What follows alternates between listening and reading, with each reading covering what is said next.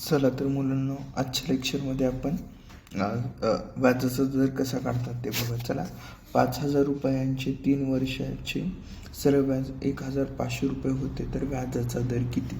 व्याजाचा दर विचारला आहे. दर काढायचा फॉर्म्युला आहे बघा. दर बरोबर सरळ व्याज गुणिले 100 भागिले मुद्दल गुणिले कालावधी.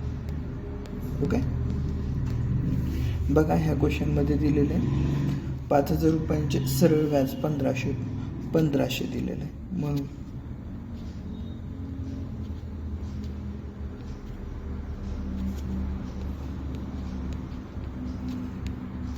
1500 मुद्दल दिलेली 5,000,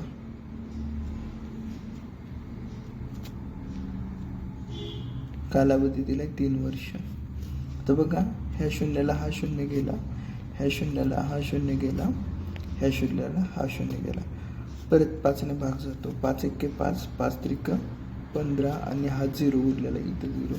परत ह्या 3 भाग जातो. 3 एके 3, 3 0चा 0, म्हणून तुमचा दर किती आला? 10%.